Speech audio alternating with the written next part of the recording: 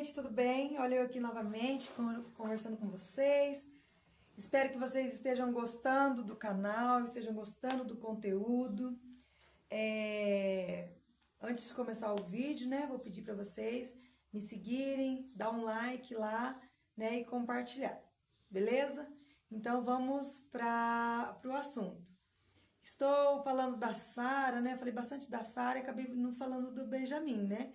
Então, esse vídeo eu vou contar como eu descobri o autismo do Benjamin, que foi diferente do da Sara, entendeu?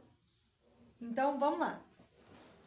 O Benjamin nasceu prematuro, né? Ele nasceu de 34 semanas.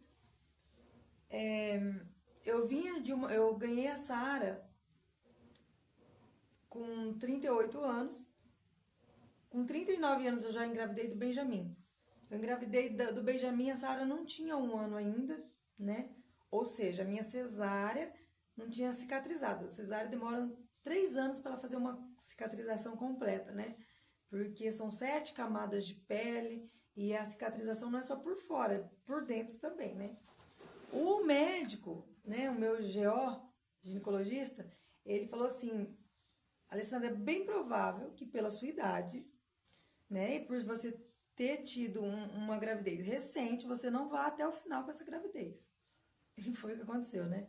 Com 34 semanas eu tive contração e ganhei um Benjamin. Benjamin ficou na UTI por um tempo, né? Eu recebi alta do hospital, ele permaneceu na UTI. Lógico que eu fiquei lá do lado dele o tempo todo, né? E aí ele recebeu alta para ir pro quarto e depois o Benjamin recebeu alta para vir para casa com uma sequelinha no pulmão, que ele tem até hoje. Ele é bebê chiador, né? Ele faz uso de bombinha.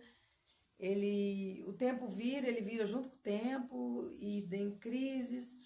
Graças a Deus agora ele está bem mais fortalecido e a gente pagou uma pneumologista também e a gente aprendeu a fazer o resgate, né? Os primeiros atendimentos ali para que a crise não evolua, né? Porque eu vivia no hospital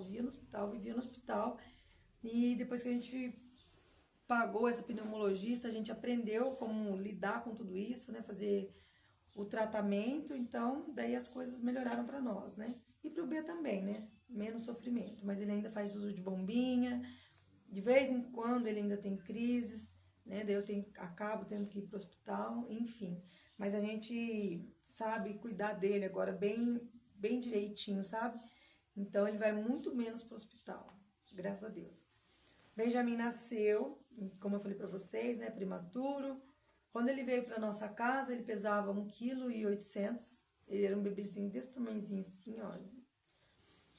Mas ele evoluiu muito rápido. Eu consegui dar mamar para ele no peito, né?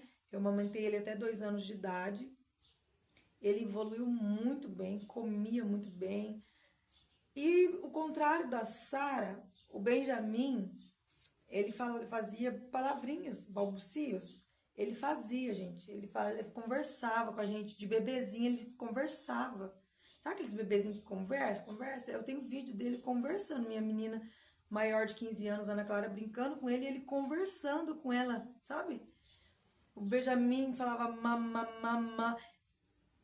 Com 6 meses, ele estava ali soltando várias palavrinhas. Muito atento, muito elétrico. Benjamin dava tchau, batia palminha. Então, assim, meu coração descansou, né? E a gente já cuidando da Sara, né? Já fazendo os tratamentos da Sara. Sara já estava na PAI, já estava fazendo fono, já estava fazendo Sara já estava fazendo fono, já estava fazendo psicóloga, já estava fazendo terapia ocupacional, né? E já estava encaminhando todas as terapias dela, os atendimentos dela para ela desenvolver. E o Benjamin a todo vapor com o desenvolvimento dele, não vi nada de diferente. Então, meu coração seguiu ali tranquilo. Até os 9 meses, 9 meses, 1 aninho do Benjamin, tava tudo normal, tudo certo, né? Até que o Benjamin começou a apresentar as mesmas coisas que a Sara, né?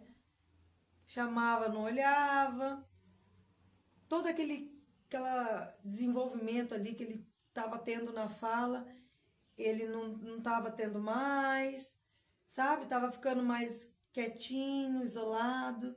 Eu falei, meu Deus, o que tá acontecendo? Esse menino tava com o desenvolvimento tão certo, tudo tão legal, tudo tão perfeito, o que tá acontecendo? Vai eu olhar na internet, né? Eu pesquisei na internet e pesquisa. E eu descobri que o autista, ele ganha habilidades, né? A gente pega a criança, vai fazer terapia e ela começa a ganhar habilidade, quem é não verbal, começa a falar, começa a ter contato visual, eles começam a desenvolver. Mas o autista também perde habilidades. Foi o que aconteceu com o Benjamin. Ele era autista, só que ele cresceu, né? Nasceu, foi desenvolvendo, chegou uma fase, ele começou a perder as habilidades. Todo aquele falar dele, ele parou de fazer, palminha ele parou de bater, tchauzinho ele parou de dar, e assim ele foi perdendo habilidades e voltou a ali ter o comportamento igual a Sara tinha no começo, quando eu ficava com aquelas dúvidas se ela era ou não autista. Como eu já tinha feito todos os trâmites com a Sara, né, de correr atrás do diagnóstico da Sara, com o Benjamin foi mais fácil, mais rápido, porque eu já sabia qual caminho seguir, né? Então, eu já fui na creche. Não, na verdade, ele nem estava na creche ainda. Eu já fui no posto de saúde, já marquei com o pediatra. Eu já falei assim, ó, o Benjamin apresenta as mesmas características da Sara e eu preciso que você me encaminhe para eu investigar se ele é ou não autista. Eu já fui curta e grossa, já fui com os 2 pés no peito do pediatra, né? E o pediatra me olhou assim, mas, mãe, ele tá em desenvolvimento, é normal. Eu falei, não, mas eu preciso investigar, eu quero investigar, eu vou investigar. Me dá essa carta, coloca ele nessa fila. O pediatra falou, é o desejo seu, então eu vou fazer, então vamos fazer e tal. E já colocou ele na mesma lista que a Sara, né? Naquela lista geral, né? Porque tem, como eu disse lá no vídeo da Sara, né? Se você escolhe uma instituição próximo da tua casa, o nome da tua criança fica na lista de espera naquela instituição próximo da tua casa, entendeu? Se você não escolhe instituição nenhuma, fica numa lista geral. Então, quando surge uma vaga em qualquer instituição, seu filho já entra ali para começar a fazer essa investigação, né? Daí, eu dei preferência ali, falei pro médico, dei preferência, falei para ele, põe preferência na PAI, né? Porque a Sara já trata lá na PAI. Ele falou, beleza, mãe. E aí eu também entrei em oração, né? Falando, Senhor, faça que isso aconteça logo, abre essa porta, Senhor, que chame logo o Benjamin para essa investigação. E para a honra e glória de Deus, chamou o Benjamin rápido, mais rápido do que eu imaginava. E passamos pelos mesmos caminhos que a Sara passou, né? Falamos com o assistente social, que fez aquela anamnese sobre a vida do Benjamin, o desenvolvimento dele até ali então. Passamos pelo psicólogo, pelo fisioterapeuta, pelo terapeuta ocupacional, pelo psicólogo e, por fim, a neurologista, né? O Benjamin já estava apresentando bastante coisa de autista. O autista, quando ele é não verbal, ele dá uns gritinhos, sabe? Só quem é mãe e pai de autista sabe do que eu tô falando. Eles fazem uns barulhinhos assim com a boca, de gritinhos. Gostam muito de ficar olhando coisas que giram, ventilador, brinquedo, né? Não dá função para brinquedo. E quando eu entrei na sala dela, a neuro estava até com uma menina, uma estudante, né? Que estava ali aprendendo junto com ela. E ela, assim que ela ligou o ventilador, o Benjamin já olhou pro teto e ficou ali fascinado naquele ventilador girando. E ela falou, essa é uma característica forte do autismo. Aí o Benjamin começou com os gritinhos dele, daí ela também falou sobre, né, aquela forma dele estar se comportando.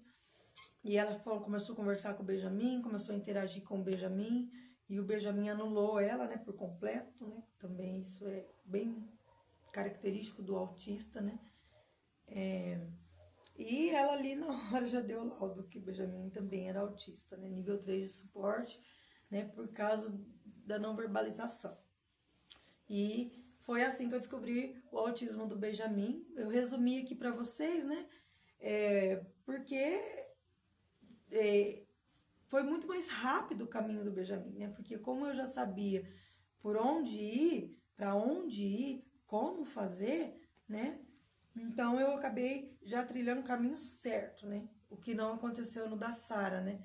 Eu ficava indo no posto de saúde, conversava com o pediatra, eu não falava certo com o pediatra, né? Até que um dia eu consegui falar certo com o pediatra e ele acabou entendendo o que eu estava falando, né? Porque se você ir no pediatra e falar que seu filho não está falando, é normal, gente. Atraso de fala é normal. Mas você tem que olhar um todo a tua criança, né? Não é só o atraso de fala que o autista apresenta, né? É não falar, é o não ter contato visual, é ter estereotipia, andar em círculo, olhar objetos girando, enfileirar objetos, algumas manias, sabe? Piscar o olho, talvez, ficar mexendo a mãozinha, passando um dedinho, assim, uma mãozinha na outra, talvez ficar balançando o corpinho, se agredir, né? Várias coisinhas. Às vezes o autista vai ter uma coisa disso tudo que eu falei e não vai ter outra, entendeu? Então, assim, se você achou algo diferente, gente, vai atrás, investiga, porque é o que eu falei lá no vídeo da Sara. Quanto mais cedo tiver uma intervenção ali com terapias, mais cedo a sua criança vai desenvolver, né? E isso é importantíssimo na vida dela, você entendeu? E por isso que eu fiz um vídeo anterior falando sobre aceitação, sobre os pais, vocês conseguirem falar para os amigos de vocês, para um parente de vocês, para um irmão de vocês, que vocês acham que o filho dele é autista, entendeu? Mas saibam falar, né? Falem em amor, não fica falando pro vizinho, pro parente do lado, né? Fala direto com a pessoa, tem uma estratégia para chegar nela e falar assim, ó, eu acho que a tua criança tá com alguma coisa diferente, não fala que é estranho, né? Talvez essa palavra machuca a pessoa, mas fala que o comportamento dela não tá adequado para a idade, que você tá vendo algum comportamento dela que parece um autismo. Oferece uma ajuda, fala, vamos no pediatra, eu conheço um pediatra bom, a gente pode estar levando o neném, né? Gente, quanto melhor, mais rápida a intervenção, mais a criança vai desenvolver. Quanto menor a criança é, o cérebro dela recebe mais estímulo e mais ela desenvolve e mais chances ali de ter uma vida normal, de entrar numa escola, estudar ali no ensino regular, sabe? Isso é importantíssimo, gente. Então, então corram atrás, não fechem seus olhos, né? Não se anule, né? Querendo que seu filho seja perfeito ou achando que seu filho não é autista. Não veja dessa forma, porque se o seu filho for autista e você tiver se anulando para ver isso, é um preço muito caro que a criança paga, infelizmente, né? Porque ela tá perdendo tempo. Cada dia que passa é um dia de terapia que ela perde, é um dia de desenvolvimento que ela perde, é um dia de aprendizado que você perde também, de poder potencializar a tua criança, de entrar ali com estímulos adequados, certo, para você ajudar ele a desenvolver. Então é sobre isso, beleza? E o Benjamin tá aí, saudável. Graças a Deus, meus filhos não têm seletividade alimentar, né? Eles comem de tudo, comem fruta, arroz, feijão, carne, se alimentam muito bem. O Benjamin, ele é não verbal, né? Assim como a Sara era não verbal, hoje a Sara é verbal. Ela tem uma fala que não é tão funcional. Eu quero dizer, como fala não funcional. A fala dela não é normal igual todo mundo, né? Tipo assim, como uma criança normal, quando uma criança quer água, ela fala, ai, tô com sede, mãe, quero água. A Sara vai olhar para você e vai falar, água, né? Quero ir no banheiro, tô com vontade de fazer xixi. A Sara vai olhar para você e vai falar, xixi, banheiro. Ela fala, hoje ela é verbal, só que a fala dela não é uma fala funcional, né? É uma fala quadrada, vamos dizer assim, né? Mas ela fala, gente, ela se comunica. Hoje a Sara interpreta absolutamente tudo. Sara, vai lá na gaveta da cozinha, na primeira gaveta da cozinha e pega uma faca do cabo vermelho. A Sara vai vir na cozinha, na primeira gaveta, vai pegar a faca do cabo vermelho e vai trazer para mim. Então, ela tem interpretação de absolutamente tudo. Ela se comunica e ela começou a fazer frases agora, frases longas. Antes a Sara, quando ela começou a falar, ela falava só palavras, sabe? Soltas. Água, xixi, mamãe, papai. Hoje ela fala frases, entendeu? Que como eu disse, né? Xixi, banheiro. Mamãe, você é linda. Então, só que ainda é meio quadradinho, mas ela se comunica perfeitamente com a fala, graças a Deus. O B, ele é não verbal, ele se comunica como a Sara se comunicava antes, né, com a minha mão. Ele pega a minha mão e me puxa para pedir água, ele põe minha mão na geladeira, aí eu pego propositalmente, né, para estimular ele, né? Eu pego uma maçã, ele empurra, eu pego uma banana, ele empurra, aí eu pego água, daí ele pega, né? E assim ele faz com tudo que ele quer. Água, banheiro não, porque ele não é desfraudado. Criança, gente, que não verbal, o desfraude, ó, é bem mais devagar. Então, tem que ter mais paciência, né? Tem que ter a gente achar o momento certo do desfraude, aprender sobre a fisiologia do corpo nosso, para a gente achar o momento certo para o desfraude. Eu, vendo vários vídeos, eu aprendi que a criança tem um esfíncter, e esse esfíncter amadurece. E quando ele amadurece, é a fase que a criança... É a fase que a gente pode desfraudar, que a criança tá entendendo mais ali, entendeu?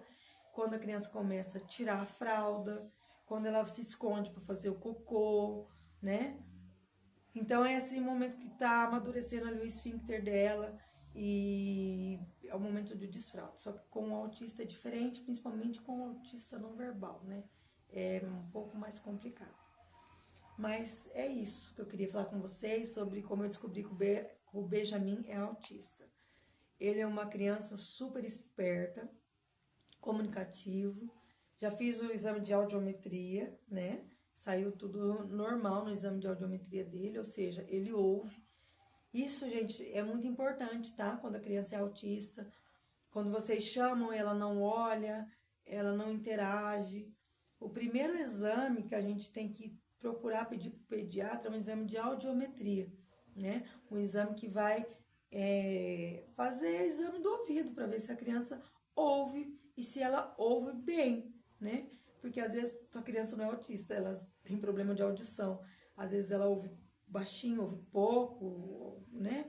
Ela é surda, eu não sei como dizer, mas às vezes pode ser um problema auditivo, né? Por isso que ela não interage, não comunica. E por ser criança a gente não sabe, né?